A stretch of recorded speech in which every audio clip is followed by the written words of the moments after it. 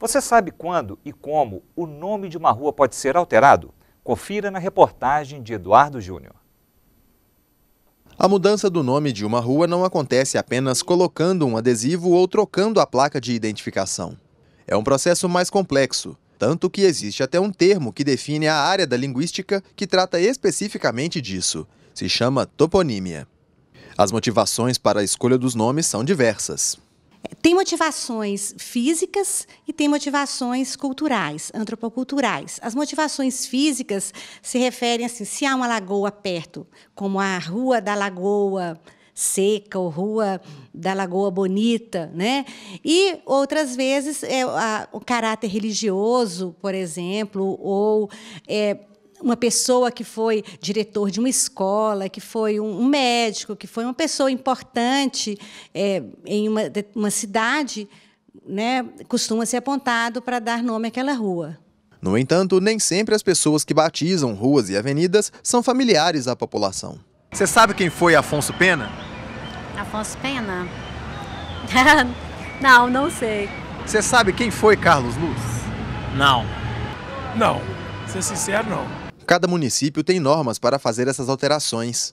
A mudança no nome de uma rua é conduzida por vereadores na Câmara Municipal, mas pode ser solicitada também pela população. Entre as principais motivações desse pedido está a repetição do nome por diversas regiões da cidade. Por exemplo, a duplicidade de um nome pode gerar a necessidade de mudança.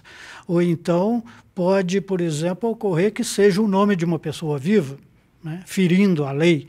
Então, a pessoa vai explicar, primeiro, qual a necessidade, segundo, qual é o novo nome a ser colocado, justificar a adoção desse novo nome. Ele vai a uma comissão, essa comissão opina pela viabilidade ou não da mudança do nome, depois vai ter um parecer e vai ser votado em primeiro turno, uma primeira vez, pelo plenário da Câmara.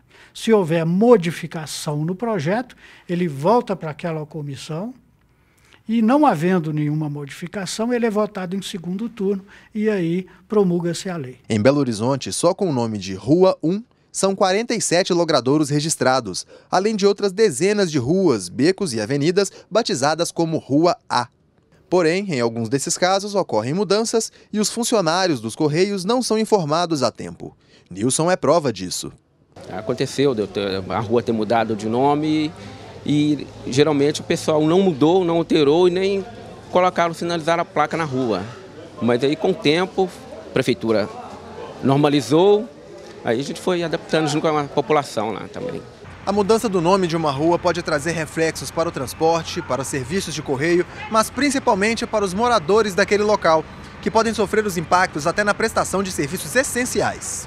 Quem mora, às vezes, na Rua 1 tem uma dificuldade muito grande de explicar onde que é isso, precisa explicar com muitos detalhes, e os Correios têm uma dificuldade muito grande, as empresas têm dificuldade para fazer entrega de mercadorias, e segundo eu soube, até o próprio mapa digital da Google tem muita dificuldade em focalizar bem a existência e a localização dessas ruas. Além das leis municipais, a seleção dos nomes deve obedecer ao estabelecido na Lei 6454 de 1977, que proíbe a atribuição de nome de pessoa viva ou que tenha se notabilizado pela defesa ou exploração de mão de obra escrava.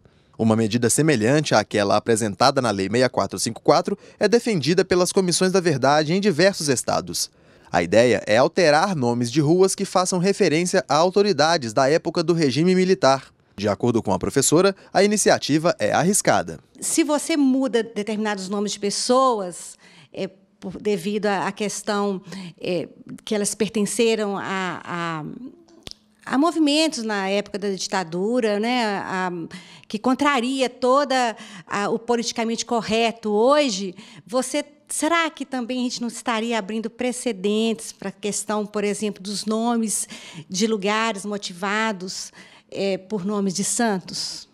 Por que os nomes de santos, por exemplo, em um país que é laico, continuam?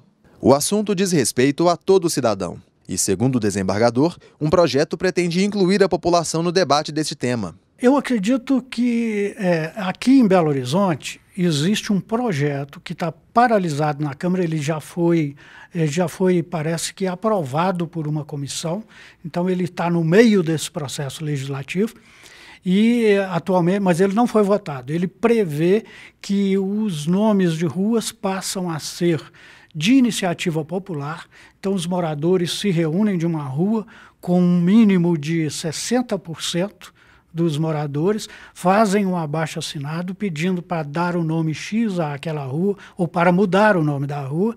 A ideia de participação popular agradou ao carteiro. Para mim, deveria ouvir todo mundo. As alterações tinham que ser conjunta com Correios, CEMIG, Copasa, geralmente com telefonias, que geralmente usam o mesmo endereço. Tinha que ser conjunto, um número só para isso. Que geralmente tem residência que você chega, tem um número para Copasa, um número para CEMIG, um número para Telemar. Então é uma coisa que dificulta muito o trabalho da gente. Então essas mudanças vêm justamente para simplificar as entregas. Então, por isso que ela tem que ser feita juntamente com o morador também.